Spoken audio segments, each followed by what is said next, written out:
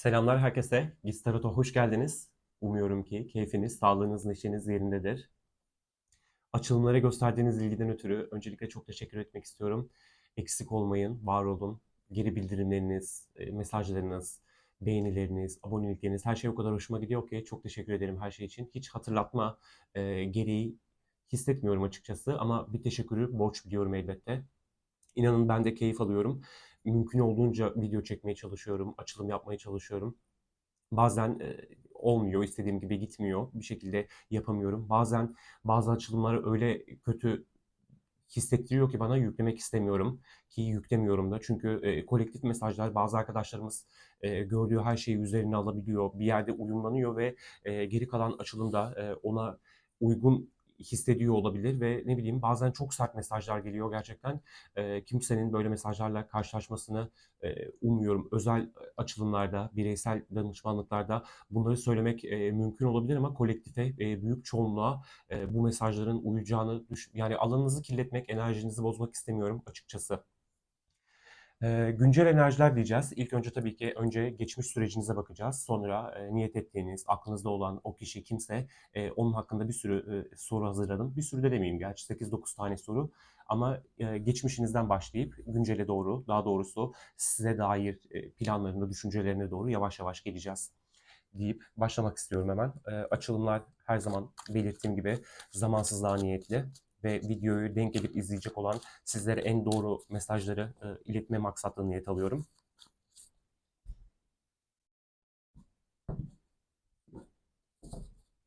Niyet ettiğiniz kişiyle geçmiş süreciniz nasıldı? Önce bunlar hakkında bir bilgi alalım.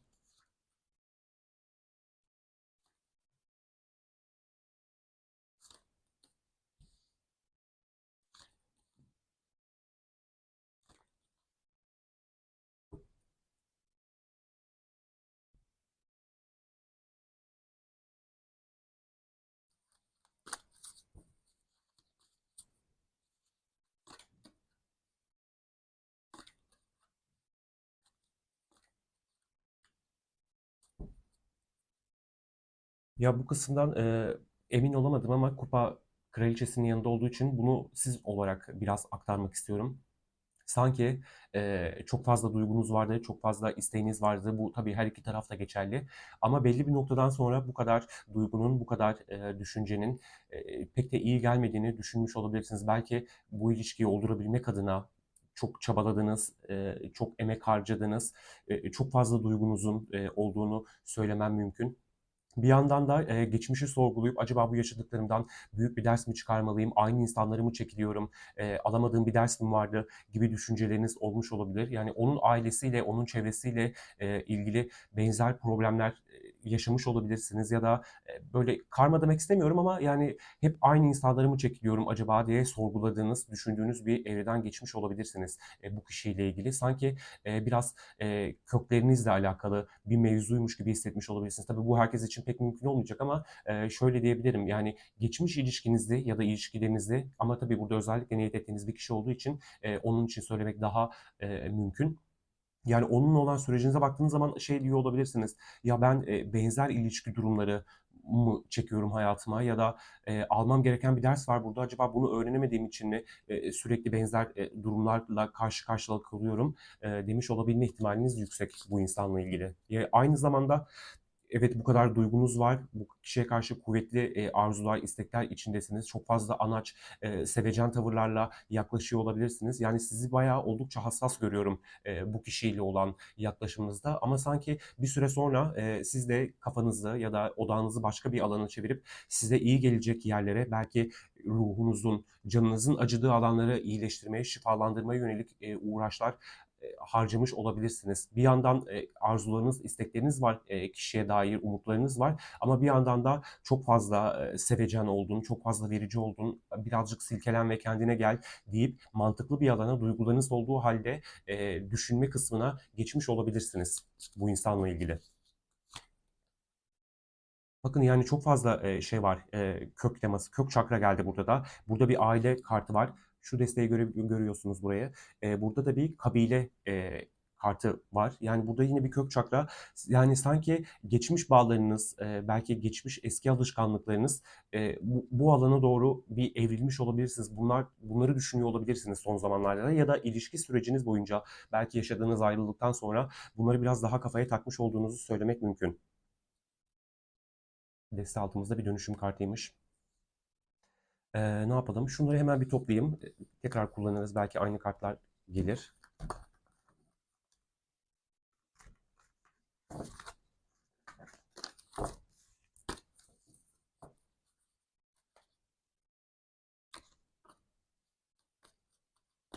Tekrar bu desteği kullanacağım zaman karacağım.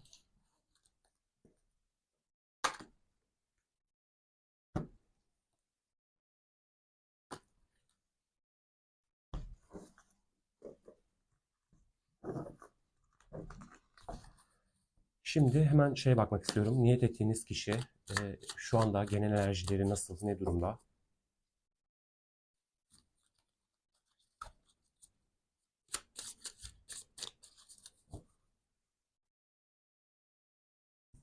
İlk önce bir enerji kartı alalım ona. Niyet ettiğiniz kişinin genel enerjileri nasıl, ne durumda? Ya da en baskın, en genel enerjisi ne?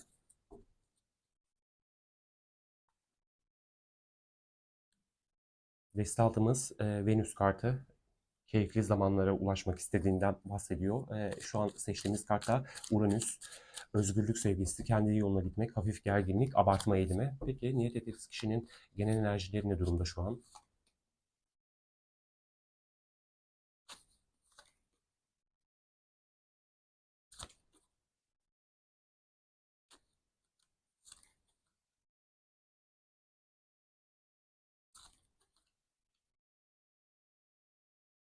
Bir kader çarkı var.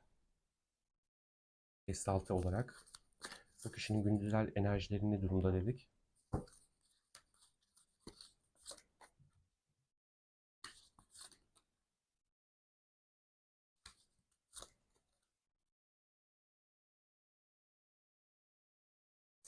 Biraz deste altlarıyla da konuşmam gerekirse bu insan şansını, kısmetini arttırmak istediği bir dönemden geçiyor olabilir. Gündeminde bir tarafta belki geçmiş hanesinde olduğu için yalnızlığını sorguluyor olabilir. Şu an onunla iletişimsel anlamda arasının bozuk olduğu bir insandan bahsediyor olabilir. Yani birazcık duygularını kendine sakladığı, mantıklı bir şekilde ilerlemesi gerektiğinin çok bilincinde olan bir insan var.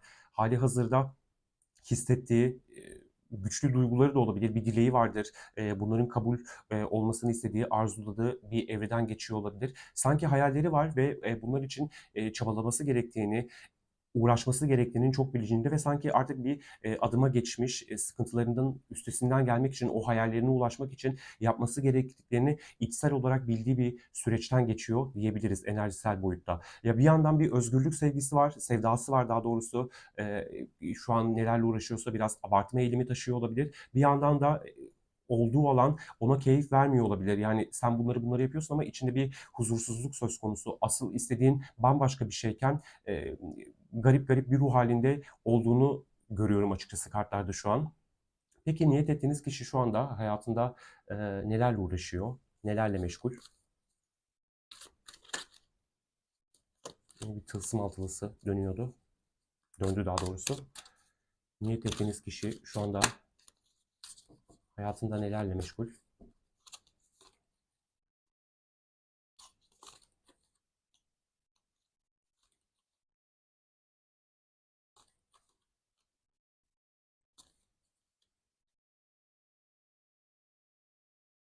Kafası karışmış bir vaziyette açıkçası şu an anın enerjisinde. Evet beklediği, beklenti içinde olduğu, ulaşmak istediği bir hedef var ama sanki bunun için biraz gözlemci bir modda. Hayatında bir şeyler istediği gibi gitmiyorsa o da biraz daha gözlemci kalayım. Bu alan beni beslemiyor ya da ne bileyim bir işi vardır, oldurması gereken bir mevzu vardır ama sanki şu an hali hazırda bunun için düşünce evresinde daha böyle planlı belki ulaşmak istediği bir nokta var. Onun için bilgi topluyor, araştırma yapıyor. Bunu söylemek mümkün. Kafası karışık oldukça.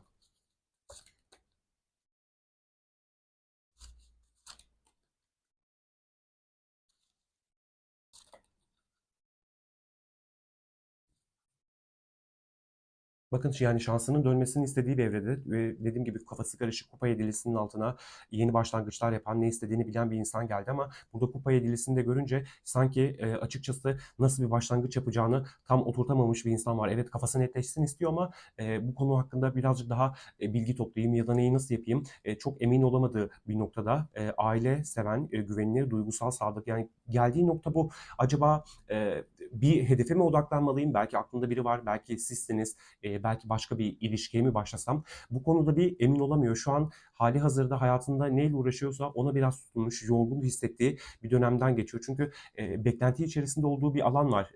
Değnek üçlüsüyle beraber ve altına abonos kartı geldi. Bu geçmiş süreciyle ilgili de bize bilgi veriyor olabilir. Hali hazırda sen çok acı çektin, duygusal ilişkiler ya da ne bileyim giriştiğin, iş potansiyelleri sana çok fazla maddi ya da duygusal bir başarı kazandıramadı. O yüzden şu an alanını koru, birazcık ne bileyim bir plan kur ya da ne bileyim olduğun haline sadık kal, güvenilir adımlar at. İlk önce biraz mantığını çalıştır dediği bir evreden geçiyor olabilir. Yani hali hazırda bir şeylere tutunuyor şu an kendi hayatında. Daha da kötü olmasın diye bekliyor da olabilir. Peki kendi duygusal dünyasında ne yaşamadı bu kişi?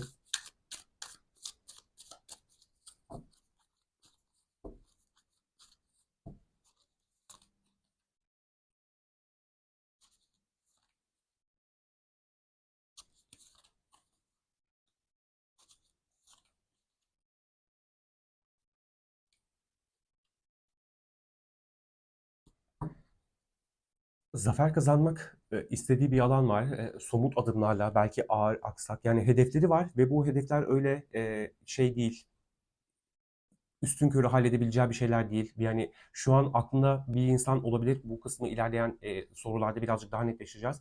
Biriyle ilgili bir zafer kazanma hissiyatı içerisinde açıkçası ve şu an sanki böyle iletişiminin az olduğu ya da soğuk olduğu ya da çatışmaların olduğu zamanında, eğer e, alması gereken sorumlulukları almadıysa bununla ilgili bir düşünce halinde ve nasıl yaparım, nasıl oldururum gibi bir düşünce içerisinde olabilir. Ama sanki burada bir şeyler olacak gibi. Çünkü tılsım ası verdi değnek.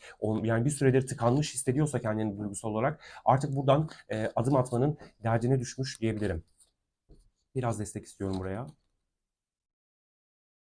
Kalbinde doğru olduğunu bildiği şeye direnmek her geçen gün daha da zorlaşıyor. Sizi yasak meyve olarak görüyor. Yani bakın tam da zafer kartının altına geldi. Yani kazanmak istediği alan siz olabilirsiniz burası ya da ne bileyim zafer kazanmak istediği yer ona şu an yasaklı geliyor olabilir.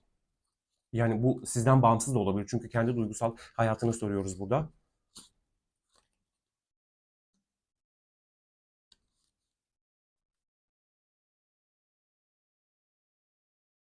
Yani burada kartlar çok sizli bizli konuşuyor ama burada ben sizinle ilgili sormadığım için hani bu kısmı çok size anlatmak istemiyorum.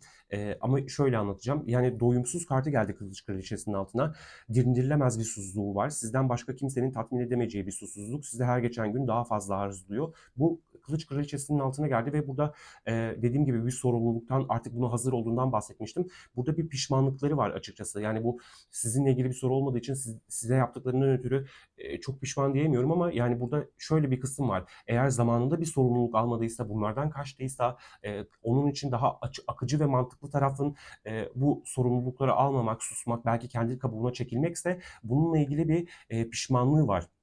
Açıkçası kişi harekete geçmelisin, somut başlangıçlar yapmalısın, gerçekten bir başlangıç yapmalısın ve bunun için varını yoğunu ortaya koymalısın dediği bir evreden geçiyor olabilir duygusal olarak. Çünkü almadığı sorumluluklar şu an ona biraz batıyor ve pişman hissettiriyor açıkçası. Bu alan duygusal yaşantısı sizinle ilgili de olabilir dediğim gibi. Yani şu an hali hazırda böyle bir dönemden geçtiğini söylemek mümkün. Hemen diğer sorumuza geçelim. Peki yeni bir ilişkiye başladı mı ya da bu konuda açık mı yeni bir ilişki konusuna?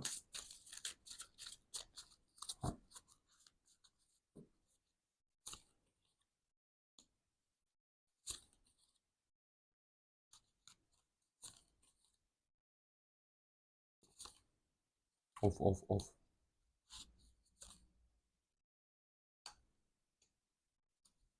Bakın çok güzel geldi ve dünya kader çarkıyla açılış yapıyoruz. Sanki yeni bir ilişkiye başlamamış çünkü hala hazırda acı çektiği, üzüldüğü, yani çok acı çekmek demeyeyim ama pişman olduğu bir mevzu var. Çünkü burada kılıç onlusu, adalet kartı, kılıç üçlüsü ve değnek altılısı kartı. Yani biraz benzer geliyor. En baştaki süreçle ilgili, kendi hayatıyla ilgili olan kısımla şu an duygusal olarak yaşantısı biraz yani değiştirmek istediği, dönüştürmek istediği bir mevzu var. Şu an kendini suçlu hissediyor. Belki önünü göremiyor. Belki pardon, kılıç üçlüsü demiştim buna. Kılıç üçlüsü değilmiş. Kılıç üçlüsü diyorum, affedersiniz. Kılıç onlusu değilmiş. Değnek onlusuymuş. Hali hazırda bakın bu enerjiyi daha sürdürüyor. Çünkü ben haksızlık yaptım. Eğer aldattığı bir insan varsa bununla ilgili bir pişmanlık içerisinde. Çünkü sorumluluk alamadım, ona hakkıyla yaklaşamadım. İnanılmaz kötü bir yerde. Duygusal olarak bu durumu tersine çevirmek istediğinden bahsediyor. Zafer kazanmak istiyor. Çünkü burada bir önceki sorumuzda büyücü kartı vardı. Kader çarkını gördük. Yine burada bir dünya kartı var. Evet, başarmak istediği bir alan var. Uğraşmak istediği bir alan var. Bu sizinle ilgili olan kısımda iyice netleştireceğiz. Duygusal olarak iyi hissetmiyor kendisini kişi şu an. Dediğim gibi şartlar onu zorluyor, sıkışmış hissediyor ve bu alanı tersine çevirmek istiyor. Yani Jüpiter etkisiyle ve burada değnek altılısıyla kesinlikle zafer kazanmak istediği bir alan var. Ama şu an hayatında biri yok. Bunu diyebilirim. Eğer olduysa da bu kısım ona kendi yaptıklarının ötürü acı çektirmiyorsa biri tarafından aldatılmış demek de mümkün. Ama bana ilk gelen mesaj mı diyeyim, akış mı diyeyim, pişmanlıklarından bahsediyormuş gibi hissettirdi. Destek almak istiyorum buraya.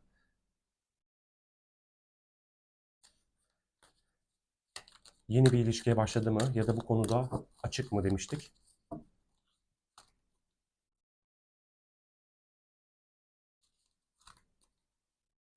Bakın çok güzel geliyor ya. Şurada çok gelmek istedi, bir bakıyorum. Taşma kartı geldi. Kalbi o kadar sevgiyle dolu ki onu korkutuyor, ürkek. Çünkü bakın bu insan şurada çok güzel bir geldi. Döngü kartı geldi. Girdiği çıkmasının farkına vardı ve sürekli aynı döngüden kurtulmak istiyor. Burada yine bir adalet kartının altına ihanet geldi. Onun sığ kalbi sonunda size ihanet, yani size ihanet etmiş. Bununla alakalı bir sıkıntı yaşıyor olabilir. Çünkü deste altı kartımızda da bir ürkek kartı var. Güvenmekten ve incinmekten korkuyor. Bu yanılsama onu endişe içinde kilitli tutuyor, sevgisini gösteremiyor. Eğer size dediğim gibi bir haksızlık yaptıysa herhangi bir şey olabilir bu. Biriyle aldatma olabilir, arkanızdan çevirdiği bambaşka bir iş olabilir. Bununla ilgili yaşadığı bu sıkıntı, pişmanlık hali geldiği noktada onu buraya getiriyor. Yani bu durumu tamamen tersine çevirmek istiyor. İçindeki savaşçı harekete geçiyor. Sizin için savaşmaya ve aşk konusunda, yani bu kısım dediğim gibi sizinle ilgili sormadığım için şurasını şöyle diyebiliriz. Bu alan ona hiç keyif vermiyor, hiç mutlu değil. Ya aldattı ya aldatıldı. Bir haksızlık söz konusu ve bu alanla ilgili bir zafer kazanmak istiyor. Bu içine girdiği döngüden kurtulmak istiyor. Kader çarkı ile birlikte altına da bir döngü kartı geldi. Savaşçı kartıyla harekete geçmek istiyor. Tam da üzerinde değnek altılısı var. Çünkü bir şeyler ağır geliyor. Yani seven insan ihanet eden, bilmiyorum. Bir yanlış yaptıysa size şu an bunun altında eziliyor görünüyor kişi şu an ve tamamen başarı odaklı bir yaklaşımla bu alandan çıkmanın derdinde. Peki sizinle alakalı ne hissediyor? Yine kullanmadığım bir desteden seçmek istiyorum.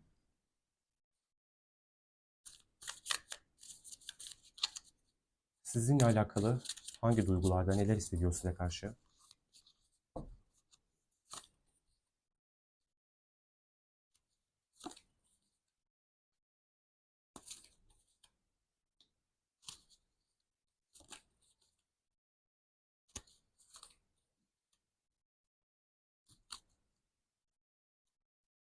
Yıldız, dünya, bayağı bütün galaksiler, yıldızlar, gezegenler sıralanıyor. Sizinle alakalı ne hissediyor dedik. Bakın yani beklediği şeylerden biri siz olabilirsiniz. Sizinle yeniden bir başlangıç yapmak istiyor olabilir. Korkuları, endişeleri de var. Acaba beni gerçekten bitirdi mi? Bunun hakkında nasıl bir bilgi alırım? İnanın bilmiyor gibi şu an. Bir tarafından böyle size gelip duygularını açıkça ifade etmek var. Belki bir alandaysa, orası bittiyse belki bunları size dile getirmek istiyor olabilir. Ama birazcık daha çok sanki sizden bir adım, bir ışık görme taraftarında gibi, görme tarafında gibi. Buraya bir tane almak istiyorum. Bakın yani geri dönmek istiyor gerçekten. Tam da şeyin Joker kartının altına geldi. Şu desteden de iki tane almak istiyorum. Size karşı ne hissediyor dedik. Duygusal olarak ne durumda? Sizinle alakalı.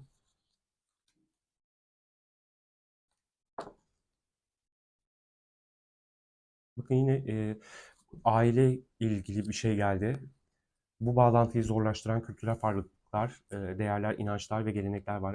Aranızda değişik dediğim gibi engeller olabilir, ailesel meseleler. Çünkü açılımın başından beri köksel inançlar, ne bileyim, aileyle ilgili mevzular söz konusu. Bağlantıyı ne kadar toksik hale getirdiğini göremiyor. Çünkü tek bildiği bu.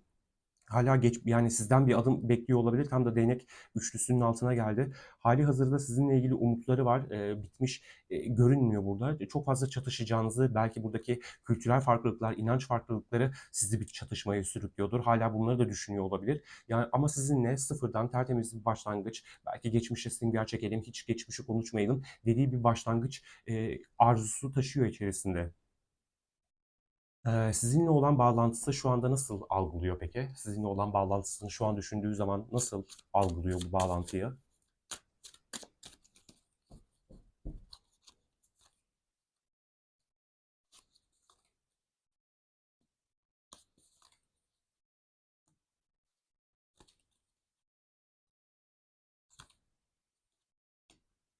Yani açılımın başından beri her sorduğumuz soruda bir değnek olmasını hep gördük. Muhtemelen doğru enerjiyi okuyoruz ve sizinle ilgili cevaplar geliyor. Yine burada tam da merkezde bir değnek olmusu gördük.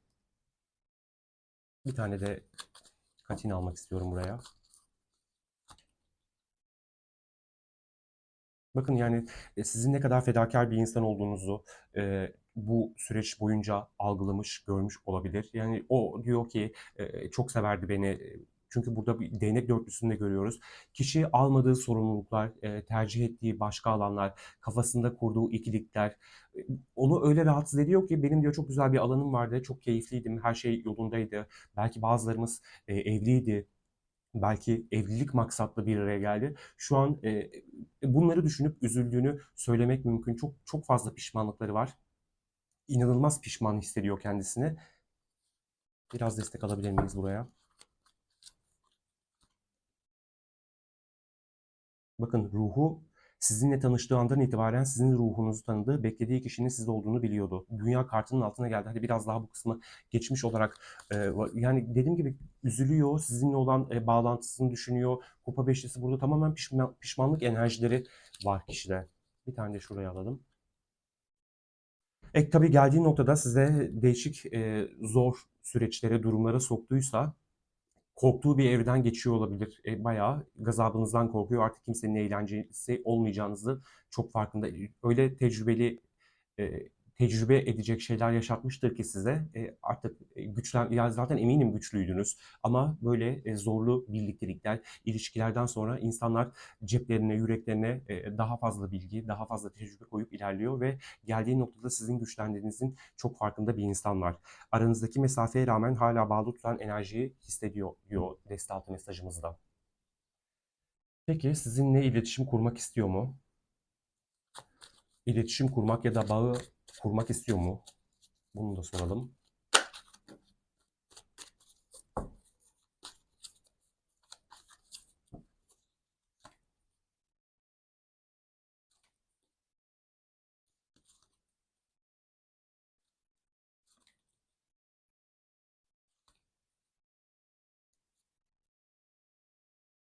Yani düşündüğünü söylemek mümkün. Düşünüyor, istiyor. Çünkü size yanlış yaptıysa bu yanlışın çok farkında ve bilincinde olan bir insan var. Tabii bunu ne kadar size dile getirir bilemiyorum. Güç kartını tam ortaya merkezde verdi. Kişi çok gururlu ve kibirli yaklaşıyor olabilir bu alanda. Bir taraftan dediğim gibi hemen bir çırpıda gidip söylemek, konuşmak istiyorum ama bir taraftan da gururum izin vermiyor, el vermiyor. Ona adil bir şekilde yaklaşmam gerektiğinin çok farkındayım, çok bilincindeyim ama yani bakın bir koç teması var burada. İmparator kartı, güç var. Yine bir ateş grubundan değnek şövalyesi.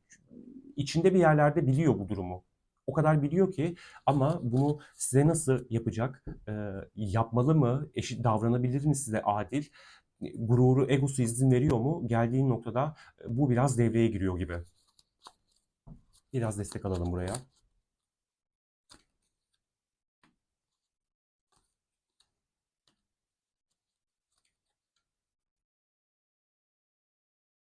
Dediğim gibi zor süreçler yaşattıysa size bunlarla ilgili hala bir sıkışmışlık hali söz konusu olabilir. Ama yani bir yandan bağlantısının kopmadığını o kadar çok düşünüyor ki bir yandan diyor hadi gidelim tekrar odağımı değiştireyim, başka bir şekilde yaklaşayım. Bir sürü gelgit fikir var kafasında. İletişim kurmak istiyor mu? Yani bu kartlara göre kurmak istiyor. Biraz destek daha almak istiyorum buraya. Nereye alalım? Buraya alalım. Bakın sizin hakkınızda derin düşüncelere dalmış, dikkati dağıldığı için sizdeki potansiyeli göremediğini fark ediyor.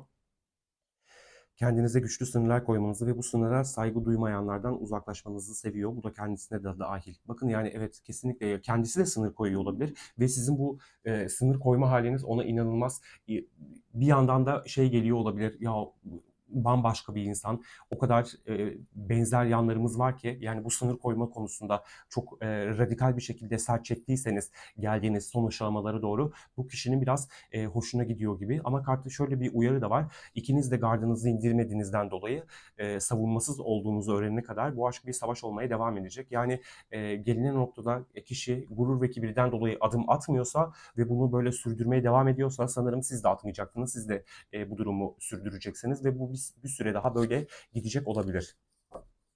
Ya da belki de yine bu geçmiş hanesi olduğu için bu zeka savaşı birazcık daha geride kaldı. Şu an savaştan ziyade, tartışmaktan ziyade kişi egosundan, yaptıklarından ötürü adım atamıyor olabilir. Tek bir tane kart alacağım buraya.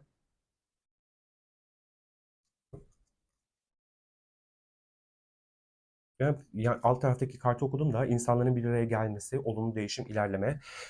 Yani sizin karşınızda nasıl davranacağını bilemiyor olabilir. Çok zor sorularla onu sıkıştıracak olabilirsiniz. O da belki bir sürü hikaye anlatmak durumunda kalacak olabilir ve bunu nasıl sizin karşınızda yapacak? Siz onu öyle sıkıştıracaksınız ki o da bir şekilde açık verecek ya da durumu istediği gibi idare edemeyecek olabilir. O yüzden de bir hareketsiz kalıyor olabilir. Peki adım hareketi olacak mı? Yeniden bağ kurma ihtimaliniz nedir diye soralım. Ya da şu kullanmadığım desene soralım bunda. Adımı hareketi olacak mı? Yeniden bağ kurma ihtimaliniz nedir?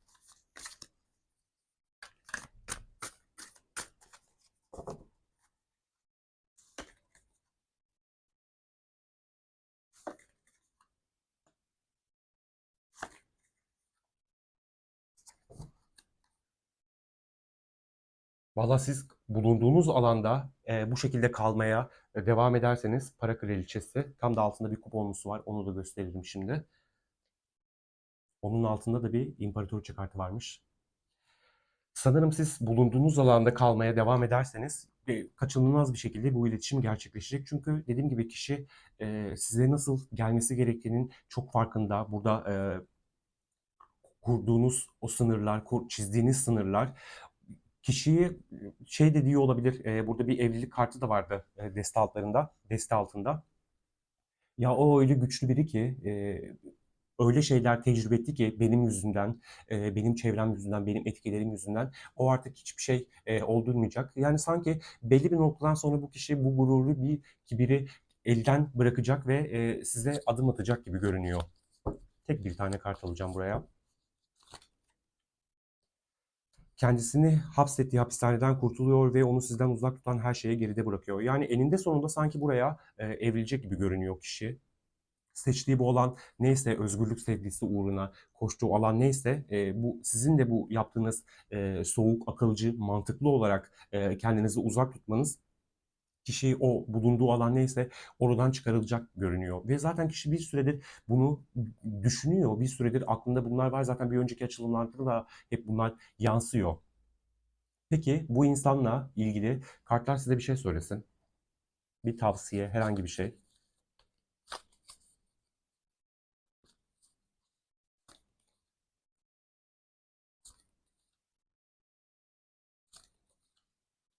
Bakın yine kartlar çok güzel şeyler söyledi. Bırakın oldurmaya çalıştığı o alan neyse, gururu mu, kibiri mi, o alan neyse onu bir halletsin, kendi içinde çözümlesin. O ikiliklerini, dengeye bulamama hali neyse, gerek iletişim konusunda olabilir bu, gerek size hakkınız olanı teslim etmemek olabilir. Arzu ettiği şey evet sizinle ilgili güzel bir birliktelik olsun. Belki aynı çatı altına girin, belki tekrar eski o sevgililik dönemlerinizi yerine getirin. Ne olacaksa bu kişinin kendi elinde olan bir mevzu ve bunu atlattığı zaman olacak. Yine bir büyücü kartı, yine iletişim vurgusu var.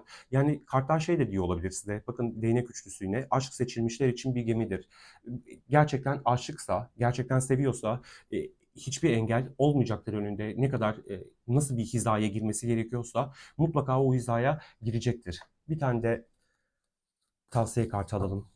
Yüksek benliğimiz kartlarından bu kişiye dair. Kötü dediğin şeyin içindeki iyiyi gör, acılarındaki hiçbir şey anlamsız değil. Yani bırakın yani kişiye gidiyor muhtemelen bu mesaj. Yani size de geliyor olabilir. Çünkü çok fazla ders, mesaj niteliği vardı. Kötü dediğiniz şeyin içindeki iyiyi görün. Belki öyle çalkantılı şeyler yaşıyor ki o da hayatında. Dengeye oturtması, ilişkinizin ilerleyen dönemlerde eğer bir araya gelme ihtimaliniz varsa daha sağlıklı bir şekilde ilerlemesi için bu yollardan geçiyor olabilirsiniz. Şundan da bir tane alıyorum. Şifa enerjisi içinden akıyor. Bakın deste altında da çok güzel aşk kartı geldi. Yani umarım bu süreç onun dengesini bozan, ayarlarıyla oynayan şey neyse oradaki acıyı da görür, oradaki o dengesiz halini neyse ona anlamsız gelen ya da anlamlandırmaya çalıştığı şey umarım orada başarılı olur ve gerekli iç huzurunu sağlar. Çünkü şifa enerjisi akıyor diyor kartlar ona. Belki sizinle birlikte ya da bu dengesiz durumun iyice farkına vararak şifalı, iyi hissettirmeyen alanları sırtını dönüp sizinle iletişim kuracak olabilir. Peki sadece bu kişiden bağımsız için tek bir kart istiyorum. Yeni bir şifa kartı geldi. Arındırıcı kadeh Allah'la mest olanlar içindir. Siz neyle ilgileniyorsanız o alanda kalmaya, o alanın size sunacağı güzel fırsatlara açık olmaya bakın. Yani dediğim gibi bu aşamada sanki sizin hiçbir şey yapmanıza gerek yok. Tabii ki siz de eksiksiz bir bütün değilsinizdir. Elbette şifalandırmanız gereken, kendi üzerinize düşen meseleleriniz vardır. Lütfen onlarla odaklanın. Onlara meyledin bir süre. Bir şeyler zaten olacak, şifalanacak. Ne kadar, nasıl zaman gerekir Allah bilir. Ama lütfen siz size iyi gelen alanlarla meşgul olmaya, uğraşmaya devam edin. Çünkü bir yerlerde bir dengesizlik söz konusuysa yani bu dengeyi sağlayacak olan tek kişi siz değilsiniz. Çok istiyor olmanız bu ilişki için ya da bu herhangi bir şey için de olabilir. Kendinizden vermek zorunda değilsiniz, ölçüyü kaçırmak zorunda değilsiniz. Olanın hakkı teslim etmek gerekiyor. Siz de dediğim gibi kendi hakkınıza da girmeyin. Size iyi gelen alan neyse onun üzerinde çalışmaya, uğraşmaya devam edin. Evet bu açılımda böyleydi. Umarım en doğru mesajları iletebilmişimdir size diyorum ve bir başka açılımda görüşmek üzere diyorum. Kendinize iyi bakın. Allah'a emanet olun.